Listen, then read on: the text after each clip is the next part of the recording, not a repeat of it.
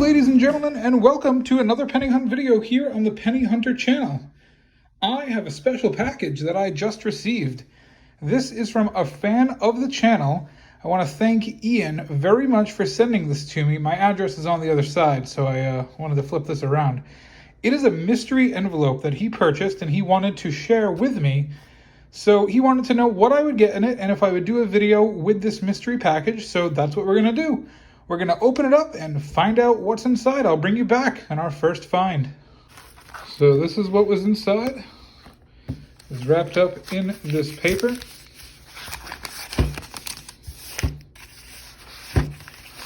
Looks like an invoice or a receipt, so I don't want to show any personal information. Sorry about that. Okay. So we have 2 rolls of pennies in here. Like I said, I had no idea what it was. Let me open these up and let's see what we have. All right, so it looks like they are rolls of wheat cents. Again, I had no idea what he sent me. That one's a 1945 on the end.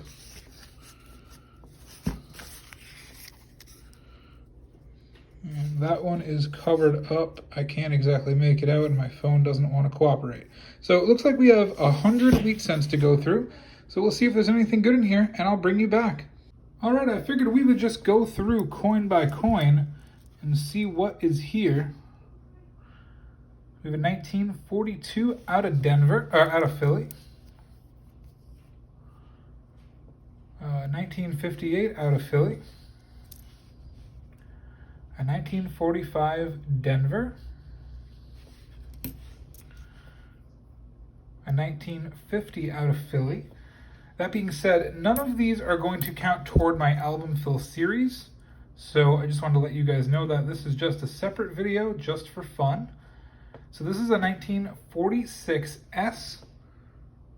Now, this could have the S over D, so we can put it under the scope and we can check it out, but I don't see a D, but I'll check it out anyway.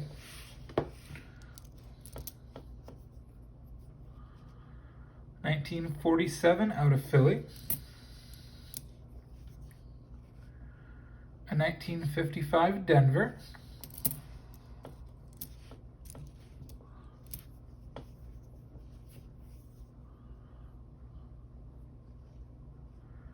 A 1945 out of Philly. Another 1946, this one also out of Philly.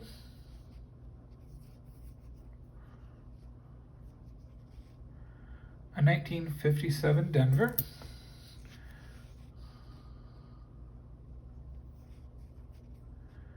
A 1948, so far just the 40s and the 50s. A 48D in decent condition.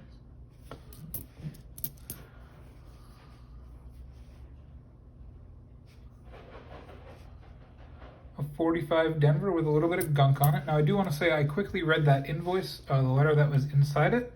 It just had my information on it, but I wasn't sure. And I just wanted to thank Ian once again. These were purchased from a third party. These are not from Ian. Again, I wasn't sure. He didn't tell me anything at all. He just said it was a mystery package. These did say that they were unsearched, but honestly, I doubt that because these are all pretty common wheat cents. An unsearched lot, I feel, would have some different variety. So it has nothing to do with Ian at all. It's whoever sold him these lots definitely misled him, and I apologize for that. I'm very thankful, and I'm very happy that somebody was able to do this for me, and I did reach out to him privately, and I thanked him as soon as it came in. But it looks like that these are just a mixture of 40s and 50s wheat cents. 55D.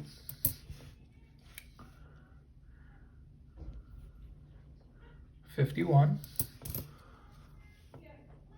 Okay, now we have a 1930.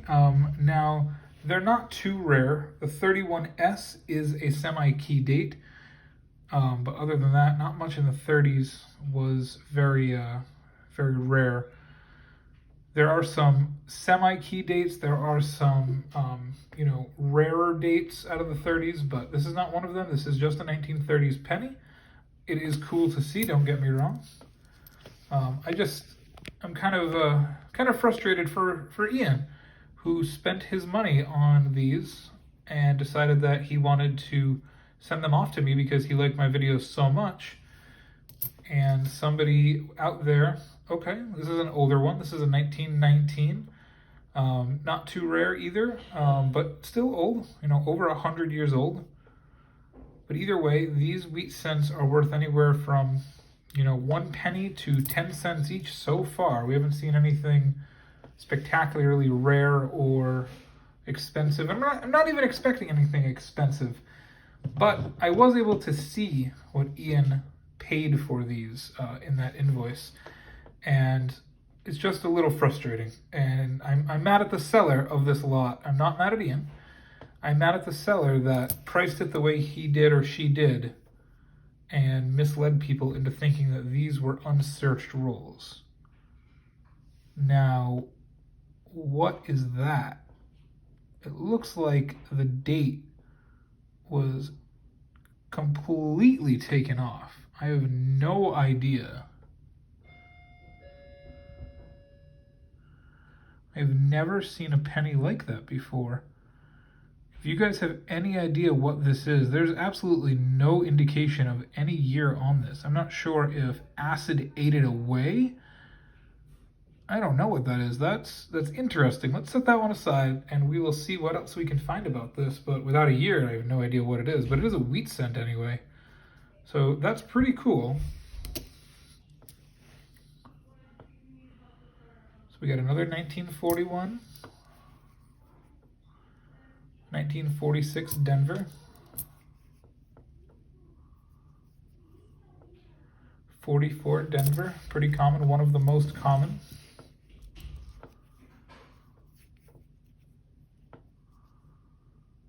A 1938, all right, so it's not a 40s or a 50s, so that's nice.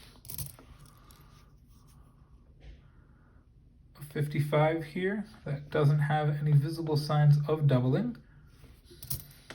Not expecting to find a 1955 double die obverse in a random unsearched, quote-unquote unsearched lot, don't get me wrong, but that would be cool if we did. So we have a 45 out of Philly, a 41S. It's got some pock marks over it, but it's still an S, and that's cool to see as well. We don't get a lot of S mint marks where I'm from or where I am now. Averaged about 1 to 2 a box. And let alone wheat cents, just overall S. Another 1944 Philly. A 1941. I think that's a 46, but I can barely make it out. Not super happy that this coin is in this lot. They're clearly searched, so to put this in the lot is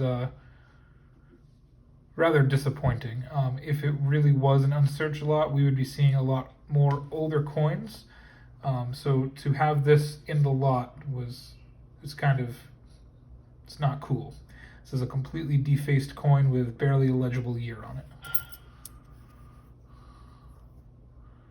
1953 Denver. Another 44 Denver. 46 Philly. 1942, so that's the first 42 in the roll. 55 out of Denver. 44 out of Denver. So there's been a lot of 44s around, and they are one of the most common years with 45, the 57, and the 58s. 52 Denver. Another 55 Denver.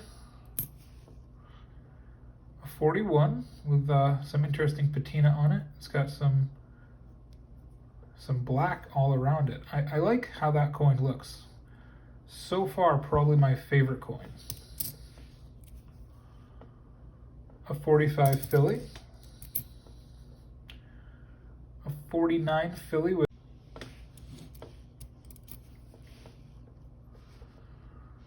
48 Philly, 51 Philly, 44 Philly, 44 Denver. There's a lot of 44s in here, so, oh my, I'm 45.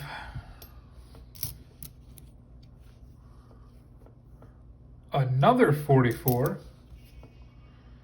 and a 56 Denver. So let me check something real quick and I'll get right back to you. Okay, so in the first roll, we had 20 coins in a roll of 50 coins. 20 coins here from 44, 45, 46, 56, I couldn't remember what that year was, and 57. We didn't have any 58s, which is good because those are also super, super common. But overall, every single one of these pennies are worth about 1 penny, maybe 2. Probably 1, though. Probably 1 cent because of the total mintage and how common they are. So 20 cents out of 50 were worth face value. So again, knowing what he paid for this lot, the other 30 coins would have had to average 28 cents per penny. They didn't. Some of them are worth 5 to 10 cents each. Most of them are worth about 2 to 4 cents each, but none of them are worth more than 10 cents. And the other 30 pennies did not average out to 28 cents per penny. So that's really frustrating. And like I said, nothing to do with Ian. It's just that somebody out there decided that they wanted to charge an absorbent amount of money for a, quote, unsearched shotgun roll. And we have another one to go through, but I'm assuming it's going to be around the same thing. So let's get to that and we'll see what is going on with this other roll. Ian did let me know that when he purchased his lot, he did get a steel cent out of it.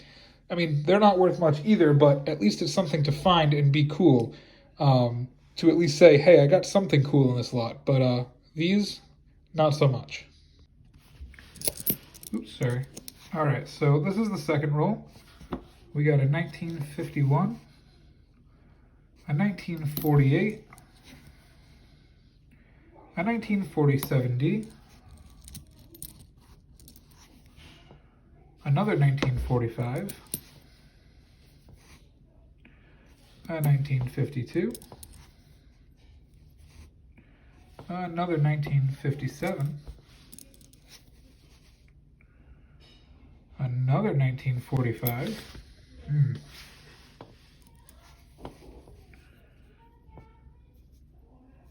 come on, another 1952, 1944,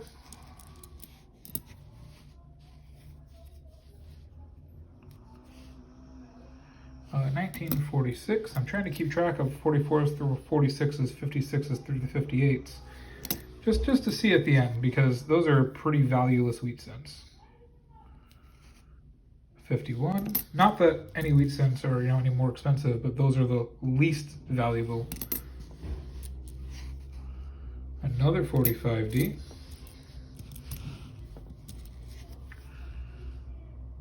A 1940 in, I almost put it down, decent condition. Maybe red brown. So that's a decent coin compared to, say, this 1940, which is worn down flat almost. Okay, a little bit older here, 1925. So we had one from 1919, now a 25, and we had a 1930. Another 1945.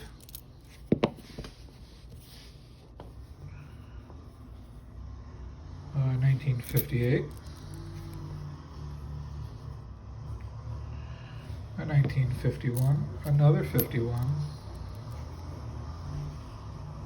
A 53. A 53. Another 45. Something from the 30s. Looks like my neighbor is mowing right next to my window.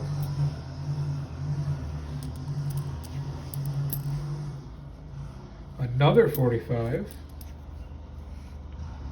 Another 44. Another 45. Another 45. 49. 55 Denver. Getting near the end here. Another 45. Another 58. Might have been our first 58 when I said that, but we've seen a lot of 56, 57, 58. A 49. Another 45. 55 with a lot of damage.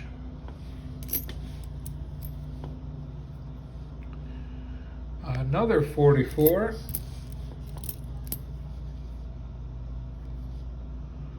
41. Another 45. Another 44. A 48 it looked like. This one might be older. Yeah, not 40s or 50s. I'll take it. It's a 34. Ah, thought I had that the right way. Another 46. Like I said, those mid-40s are pretty junk. 52 Denver. Another 44. Another 56.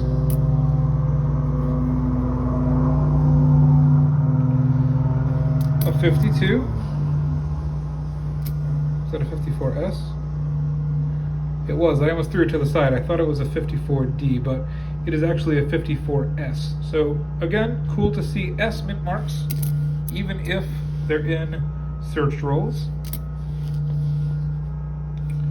And finally, our 100th penny, a 1954 Denver. Let me bring you right back, and I will wrap up this video. So we had 22 pennies in the second roll that were from 44, 45, 46, 56, 57, or 58, which again are the most common. We had a couple older pennies, 1919, 1925, and a 1930. We had 2 S mint-marked coins, so overall 5 coins out of 100 that were even worth talking about. We did have that interesting no date one, which again, I have no idea how to even figure out what it is, because without a date, there's just no way to know what we even have there. Overall, these coins needed to be worth 25 cents a piece after shipping to be worth what my friend paid for them. And again, I'm just shaking my head and wagging my finger at the seller of this lot because he made a really big profit on new coin collectors, and I don't like that. I've amassed quite a number of wheat cents since I've been collecting over the last year. Almost 1,500 wheat cents. I've discovered 1,000 in my boxes, so I've amassed almost 1,500, maybe 1,600 total, counting some lots that I've purchased, which I shared with you in a video. And I would never ever think to do this to somebody either just getting in the hobby or somebody who is uninformed. This cost way too much money, even with shipping involved. This cost way too much money for what we received, which was again, maybe at best, $2 to $2.50 in quote value. In all reality, it was worth maybe $1.50, maybe. Or that's what it cost the other person to put these in here. There was 3 old coins, like I said, but overall, it's not good. And I'm really sorry for anyone else that may have purchased one of these lots from this seller, because they're just taking advantage of people, and it gives a bad name to the hobby, it gives a bad name to coin collectors, and it disappoints people. There was nothing guaranteed, but the fact that they were advertised as unsearched is mind-blowingly absurd. These were definitely searched. So without further ado, I do want to thank you all for watching. I will let you know that next week we will be back with another penny hunt video. Thank you again. Thank you for the support. Leave a comment. Tell me what you think of these pennies, even though there's not much to talk about. Let me know if you've ever bought something that was disappointing on eBay or Amazon. And feel free to leave a comment. Good luck and happy hunting.